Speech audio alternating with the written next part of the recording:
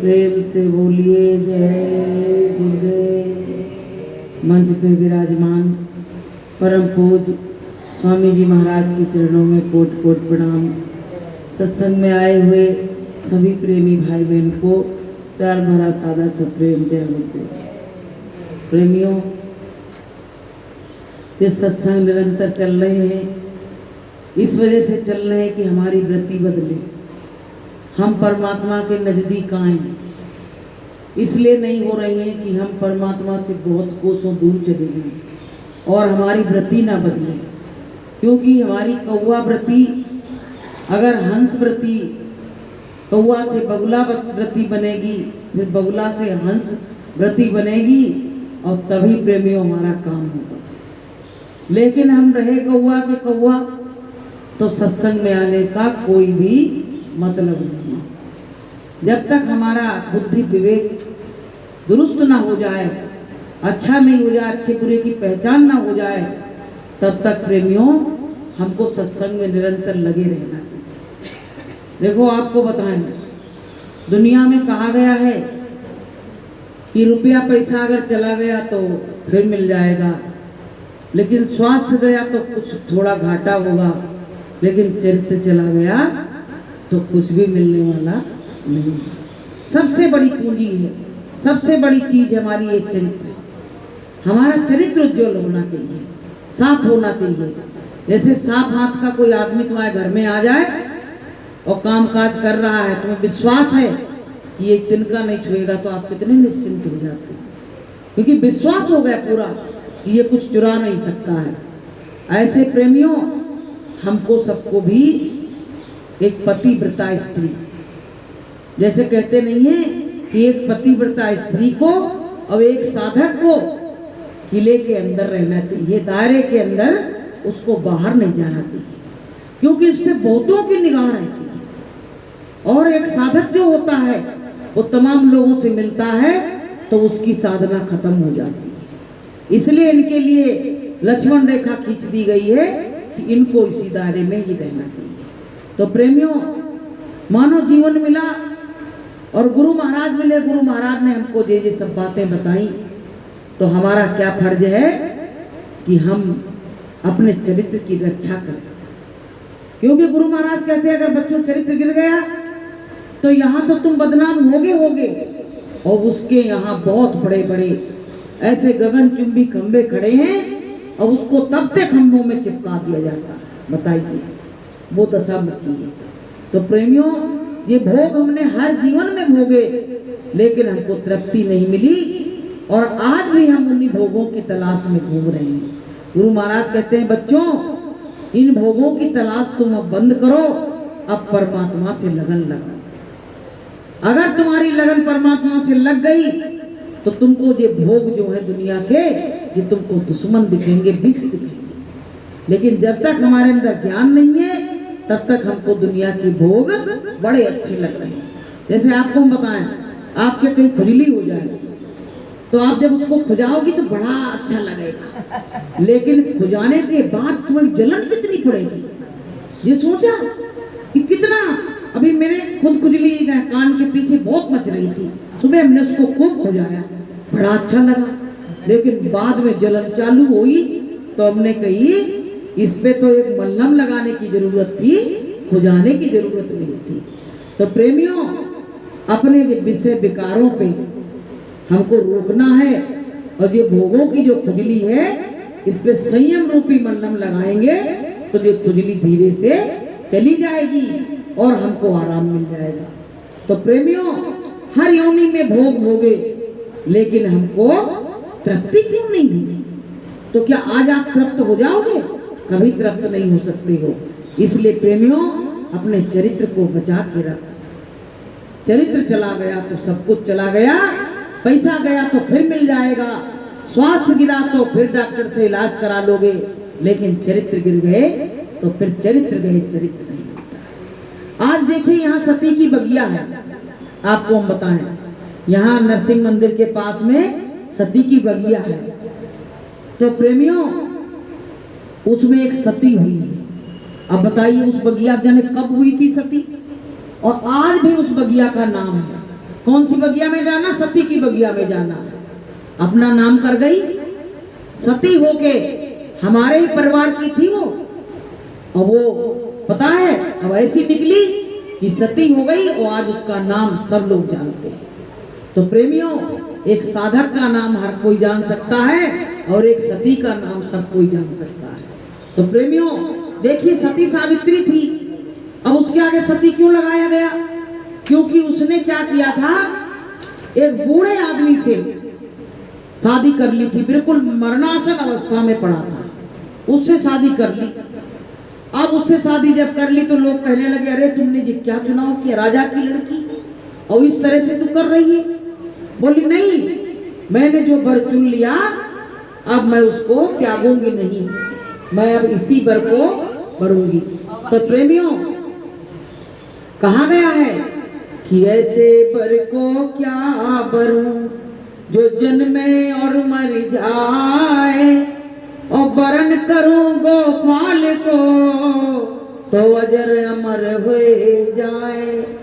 कहने लगी ऐसे वर को क्या भरूं जो बार बार मरता है, बार बार हमको चुड़िया और बिछिया उतारनी पड़ती है। बोले हम अब ऐसे वर को नहीं भरेंगे। तो लोगों ने, समाज ने कहा तुम कौन से वर को भरोगे, तुम दुनिया में आई हो, तुमको यही तो भरना पड़ेगा, भरण करना पड़ेगा।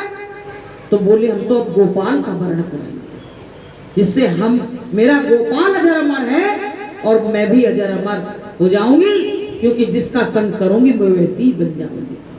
तो प्रेमियों, अब सती की बगिया में पूजा होती है, लोग उसको सम्मान कर रहे हैं।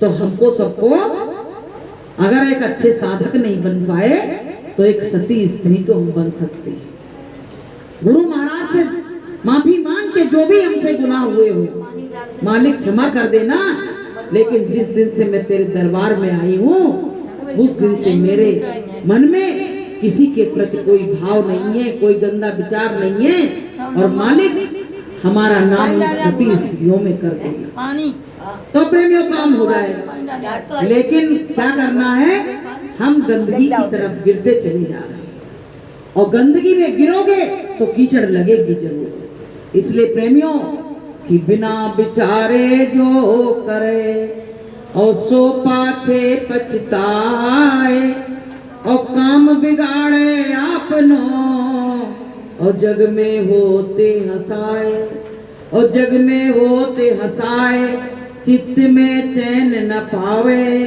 कहते हैं जग में हंसी तो होगी और तुम्हारे चित्त में भी चैन नहीं पड़ेगा। इसलिए प्रेमियों, ऐसा काम करो जो हमारी आत्मा खुश रहे, ऐसा काम करो जो तुम्हारे अंदर में आत्मा तुम्हारी खुश रहे, तुमको किसी तरह की गिलानी मन में ना रहे। गलत काम करने से गिलानी होती है, होती कि नहीं होती है? जैसे हमने किसी की चोरी कर ली तो मेरे अंदर गिलानी आई कि नहीं आई, अरे यार हमने ये गलत काम। तो प्रेमियों, हमको तुमको गुरु की छत्र छाया में बैठना है, जो हुआ सो हुआ। अब परमात्मा ऐसी दया कृपा करना, अब तो तुमने सारा भेद बता दिया है, और ऐसी दया कृपा करना कि हम अब किसी तरह का गलत काम ना कर सकें और गलत दिशा में हमारे कदम ना पड़े। तो प्रेमियों, दया मांगोगे तो दया मिलेगी, और दया मांगोगे नहीं तो वो दया देने वाला नहीं है। कि दयागार तुमसे दया मांगते हैं, दयागार तुमसे दया मांगते हैं, सदा के लिए हम क्षमा मांगते हैं, सदा के लिए हम क्षमा मांगते हैं, दयागार तुमसे दया मांगते हैं। तो भगवान से, गुरु से यही कहो, हे दाता दयालु, हमारे ऊपर दया की बरसात करते रहो। हम पापी हैं, धर्मी हैं, नीच हैं, मेरे अंदर जो विकार 5 भरे हुए हैं, भूत बैठे हैं, ये हमको उकसाते रहते हैं। गुरुजी, मैं क्या करूं, कौन उपाय करूं जिससे मेरे मन का संशय दूर हो जाए और आप मुझको मिल जाओ। किसी ने, एक भक्ति ने गाया है कि गुरुजी मैं कौन उपाय करूं, गुरु जी मैं कौन उपाय करूं, कही विधि मन का संशय छूटे, कही विधि मन का संशय छूटे, कौन सा जतन करूं, कौन सा जतन करूं, गुरु जी मैं कौन उपाय करूं, स्वामी जी मैं कौन उपाय करूं। हे मालिक, मैं कौन सा ऐसा उपाय करूं जो मेरे मन के विकार दूर हो जाएं और मेरी केवल और केवल लगन परमात्मा से लगे। गुरु महाराज से दया मांगो प्रेमियों। देखो अभी मास्टर जी ने बताया कि धीरे धीरे जाने का समय आ गया, सबके जाने का समय।